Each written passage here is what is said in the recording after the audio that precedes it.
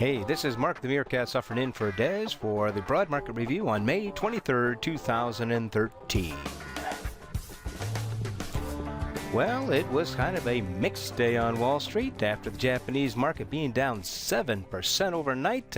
We did open down and then we came flying back and almost came into the positive for the end of the day. So here we had the S&P 500 at minus 0.29%, kind of led the way down. Then we have the Dow was at 0.8. Nasdaq at minus 0.11, and then the small caps led the way up at plus 0.21. Bank was down about 0.14, so it wasn't too bad. It was near even, but VIX did jump up over 2%. We're above 14 now, and we've got the gold made a big comeback today, 2%, and silver jumped up 1.7%. And then we did have a small increase in the oil contracts. And then, of course, the dollar was down very strongly at 0.66. And look at this, we got the trend is right at neutral. So yes, definitely a mixed day on Wall Street. Well, let's take a look at the weekly on the S&P 500.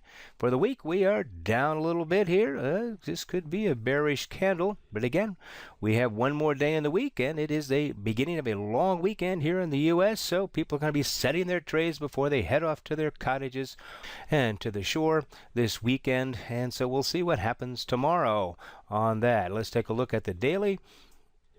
S&P, here we go. We came rising up here, and look at it. Yesterday, and tag this long-term trend line, and then pull down. Today, we drop all the way below these trend lines, almost to the 20, and then it pulled it right back up there. Oh man, even part of the day we were up in the positive zone.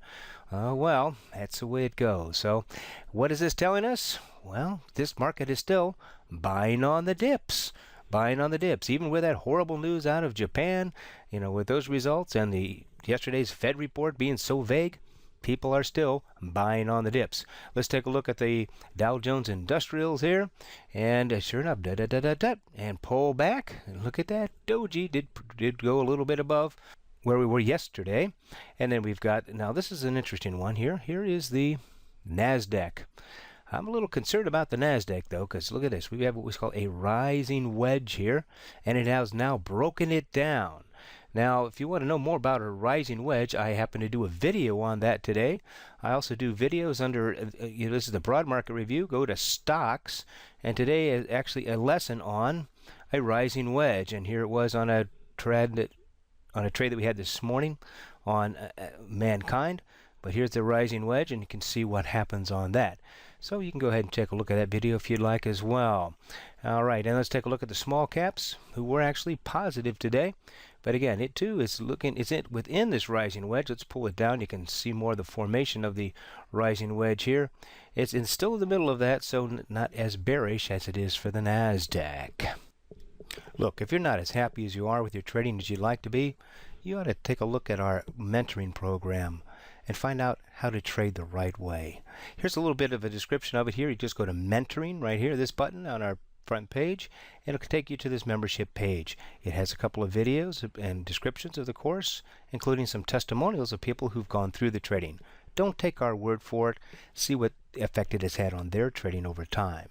If you'd like more information about it, just fill out this form right here and hit submit, and Carolina will give you a call and see if it's appropriate for you to be in our mentoring program, one, and also to answer any questions you might have regarding the program. Well, this is Mark the Meerkat suffering.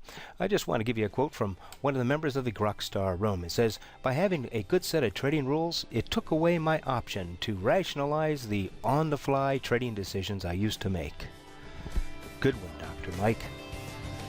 Trade well.